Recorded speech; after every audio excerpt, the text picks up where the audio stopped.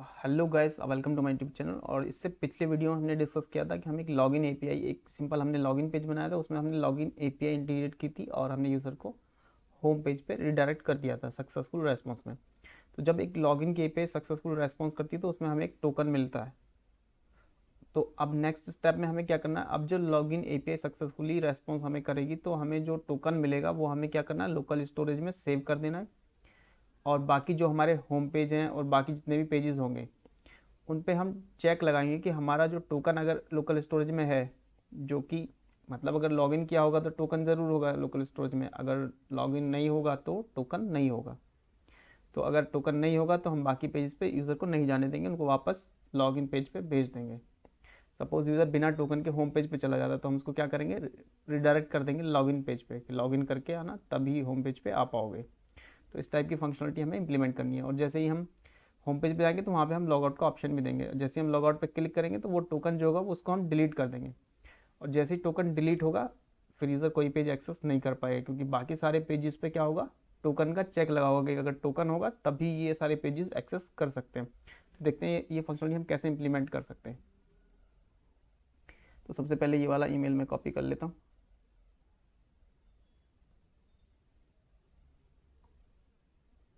ठीक है, कुछ पासवर्ड डाल देता हूँ।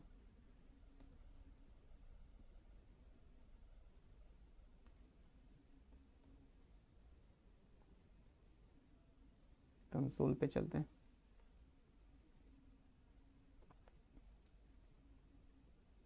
ये हमारा कंसोल है।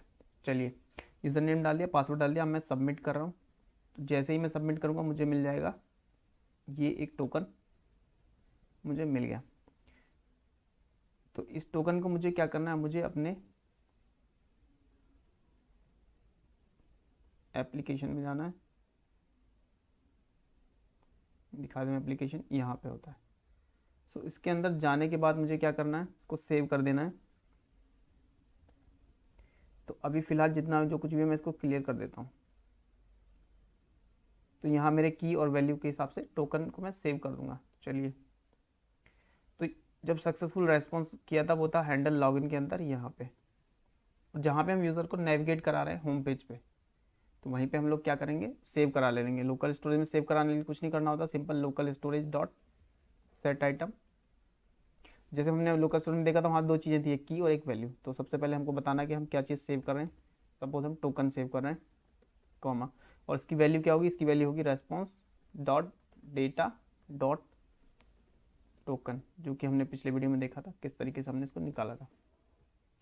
तो अब चलते हैं, अब जैसे ही हम लॉगिन करेंगे तो हमारा, अभी तो हम लॉग आउट मतलब होम पेज पे आ गए, वापस चलते हैं, रिफ्रेश करते हैं, अपना ईमेल डालते हैं, पासवर्ड डालते हैं और सबमिट कर देते हैं।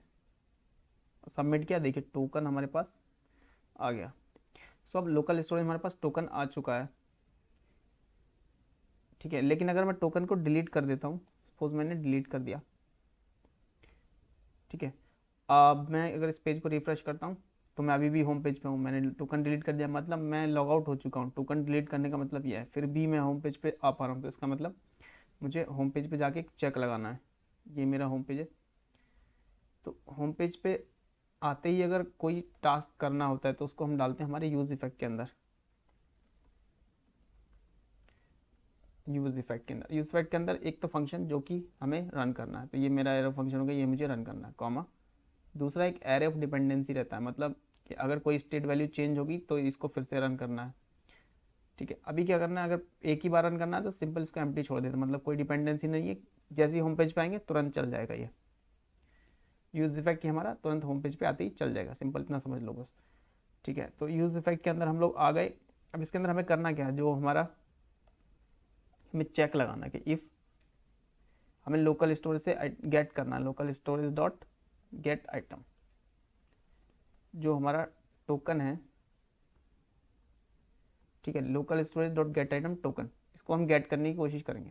ठीक है, अगर ये टोकन मिल जाता है तो ओके, अगर ये टोकन नहीं मिलता है तो रिवर्स चेक लगाते हैं। अगर टोकन नहीं है, टोकन है तो कोई दिक्कत नहीं है, लेकिन अगर टोकन नहीं है तो हमें करना क्या है, इसको नेविगेट कर देना वापस, कहाँ पे, स्लैश लॉगिन पेज पे, और नेविगेट स्मॉल में रहेगा और ये यूज़ नेविगेट होगा, और जहाँ हमने फंक्शन लिखा हुआ है वहाँ पे हमें इसको इनिशियलाइज करना होगा, जैसे हमने पिछले वीडियो में भी किया था। Const navigate equal use navigate, ठीक है। तो होम पेज पे हम जैसे ही आएंगे सबसे पहले ये वाला लॉजिक चलने वाला है, ठीक है। इसके अंदर एक फंक्शन है जिसके अंदर हमने क्या किया, लोकल स्टोरेज से टोकन को गेट करने की कोशिश की। अगर वो टोकन मिल जाता है तो ओके, अगर नहीं मिलता है तो हमें उसको लॉगिन पेज पे भेज देना। जैसे कि देखो ये अपने आप आ गया। अब अगर हम जाते हैं स्लैश होम, अगर हम डायरेक्ट जाने की कोशिश करेंगे स्लैश होम, तो हम थोड़ा सा दिखा था, तुरंत वापस आ गए, मतलब ये जा ही नहीं पाएगा अब, जब तक कि आप लॉगिन नहीं कर लेते।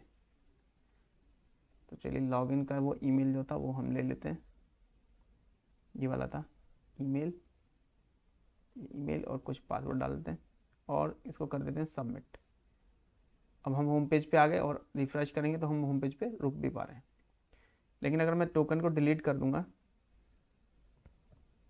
और जैसे ही रिफ्रेश करूंगा तो मैं लॉगिन पेज पे पहुंच जाऊंगा, मैं होम पेज पे नहीं रुकूंगा। यानी जब मैं होम पेज पे आ जाता हूं तो मुझे उस पेज पे एक लॉगआउट बटन देना है। ये मेरा होम पेज है, इस पर मुझे एक बटन देना है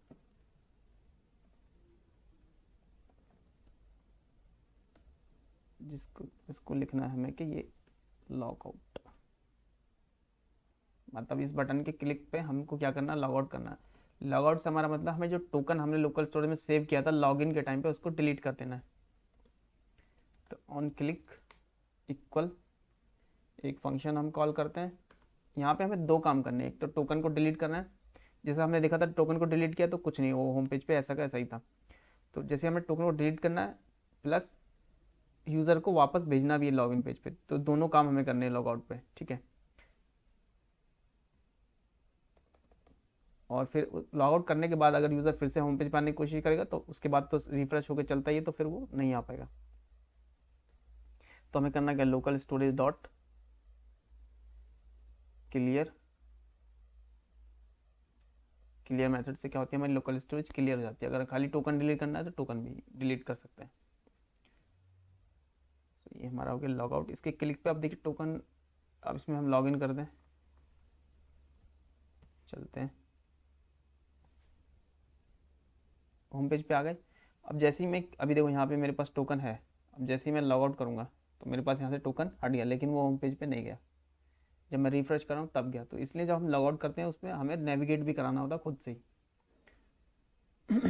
जैसे यहाँ पे हमने नेविगेट किया हुआ है, तो नेविगेशन कराने के लिए हमको क्या करना होगा, इसमें सबसे पहले तो हमें यूज़ नेविगेट लेना होता है, उसको इनिशियलाइज करना होता है और फिर बताना होता है नेविगेट मेथड में कि हमें कहाँ पे लेके जाना है। तो स्लैश लॉगिन पे लेके जाना है, ठीक है। लोकल स्टोरेज को क्लियर करना है, फिर second navigate to login page. चलिए इस बार करते हैं, सबमिट किया, होम पेज पे आ गई, रिफ्रेश करेंगे कहीं नहीं जा रहे हैं, लॉग आउट किया, लॉगिन पेज पे आ गए। और अगर अब हम जाने की कोशिश करेंगे हमारे होम पेज पे तो नहीं जा पाएंगे, क्योंकि हमने टोकन डिलीट कर दिया, टोकन है ही नहीं हमारे लोकल स्टोरेज में। होम पेज क्या करता है, यहाँ से पहले टोकन चेक करता है लोकल स्टोरेज से, अगर टोकन होगा तभी उस पेज पे हम रह पाएंगे, अगर टोकन नहीं होगा तो हम उस पेज पे नहीं रह पाएंगे।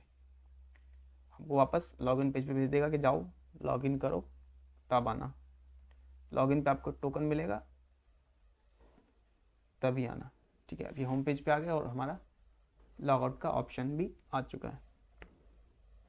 तो जैसे टोकन हमने सेट किया था यहाँ पे जब लॉगिन के एपीआई में, तो लॉगिन के एपीआई में हमें यूज़र नेम भी मिलता है। तो सिमिलरली बिल्कुल सेम तरीके से हम यहाँ पे यूज़र नेम भी सेट करा सकते हैं, और जब हम होम पेज पे आएंगे तो यहाँ पे हम यूज़र नेम भी दिखा सकते हैं।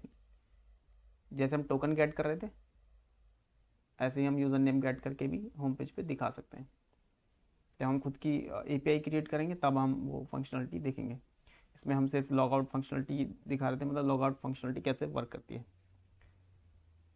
सो आई होप कि आप लोग को समझ में आया होगा। इसके बाद भी अगर आपका कोई क्वेश्चन बचता है तो आप मुझे मैसेज डाल सकते हैं या फिर कमेंट्स कर सकते हैं। और नेक्स्ट वीडियोस में अब हम चलते हैं, हम अपनी खुद की लॉगिन एपीआई क्रिएट करेंगे और अपना बैकएंड अब हम स्टार्ट करने वाले हैं सेटअप, ठीक है। और फिर होम पेज पे हम कुछ प्रोडक्ट्स ऐड करने वाले हैं। और हम लॉगिन हमारे दो टाइप के होंगे, एक एज अ सेलर लॉगिन और एक एज अ कस्टमर लॉगिन। तो जो सेलर होंगे अब पहले हम उनको ऐड करेंगे, वो सेलर्स क्या करेंगे, कुछ प्रोडक्ट्स ऐड करेंगे, फिर एज अ कस्टमर लॉगिन करके हम वो प्रोडक्ट्स देख सकते हैं, परचेज कर सकते हैं, उस तरह की फंक्शनलिटीज़ हम उसमें फिर ऐड करेंगे। So thank you guys for watching this video.